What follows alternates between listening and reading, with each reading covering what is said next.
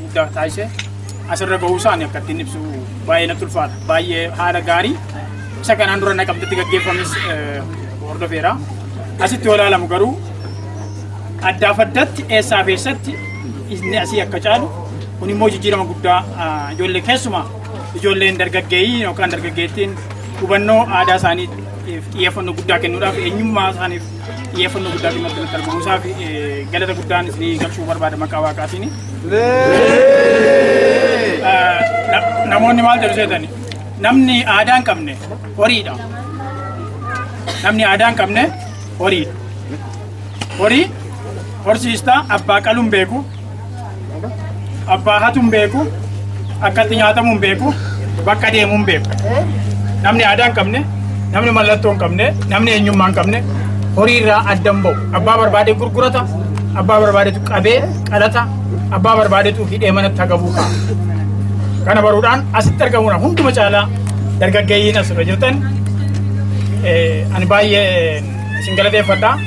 Haa ta'u garuu amma fakkeenyaaf naannoo akka warree kanneen ciccimoota ta'anii waldaa kan gaggeessaa turan qofa irratti dhiifne isaaniin ji'a ji'aan yookaan ji'a lamaan ji'a sadiidhaan eeggachuu otoo hin taane bakka deemnutti nama tokko, nama lama, nama sadi eessaa ka'a maatiidhuma keenya irraatii kaafne cubbuun qabu soba miti, kijibuu miti, hanna miti, dabaa miti. Eenyummaa kee bari, aadaa kee bari, kan keetti booni of ta'iin filosoofii addunyaan har'a yeroo ammaa kana jaarraa ammaa kana keessatti irra jirtu. Kuni abbaa beekuuf bu'aa guddaadha. Kanaaf waldaa kana cimsuudhaaf, jajjabeessuudhaaf, barsiisuudhaaf, bukkee dhaabachuudhaaf warra koree giddu galeessaa kana yookaan immoo koreewwan naannootti naannoo shanan sila kaasan irra dhiisuu otoo hin taane hundumti keenya gahee keenya akka baanu eenyuuf jenneeti ofiif jenneeti eenyumtiyyuu kallattii barbaadde deemti waaqa jalaan baatu waaqa Oromoo kallattii barbaachisaa ta'een kallattii addunyaa ammaattis haa ta'u akka duriitti tokkoof tokko kan yeroo hunda jiraatu kan hin sobne kan hin banne kan hin kijibne kan yakkootan gurguddoo macha keessatti Wallagga keessatti Oromoo keessatti haa ta'u macha keessatti yookaan Boorana keessatti haa ta'u Gujii keessatti beekaman safuuwwan waaqaa kan kabajudha. Kanaaf hundumti keenyi dargaggoota yookaan koreewwan giddu galeessaa gidduutti dhiisuu otoo hin taane gahee keenya baanuun dirqama lammummaati jedheen jecha koo ibsa.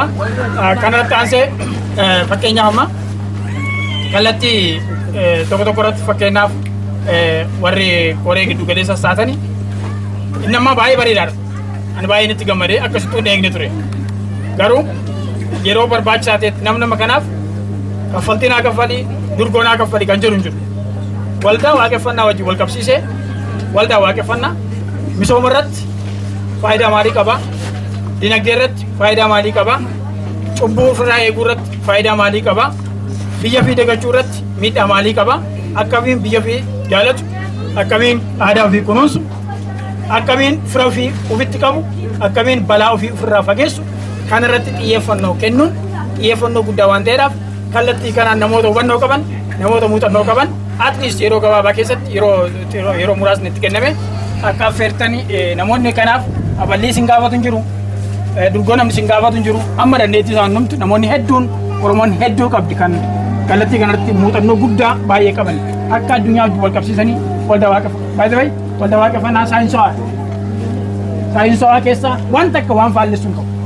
Kallattii globaalisiin deemi, kallattii teknooloojiitti deemi, kallattii indigenous knowledgeedhaan deemi, kallattii loojikii kan barbaaddeetiin deemi waldaa waaqeffannaa amantii waaqeffannaa keessa waan tokko wanti faalla'u wanti keessaatii fooyya'u hin jiru wanti keessaatii komatamu hin jiru.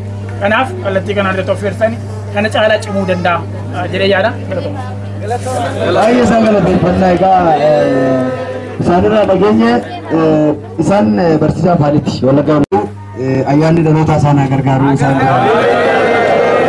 gargaaru jennaani baay'ee isaan galateeffannaa egaa beekumsa qabnu irra caalatti dhaloota keenya oolchine irra bu'a qabeessa ta'a malee beekumsi nuti qabnu nama biraa qofaan tajaajillee namoota baay'eetu beekuun kan biyya faranjii ta'anii faranjoota tajaajilaa jirantu jira.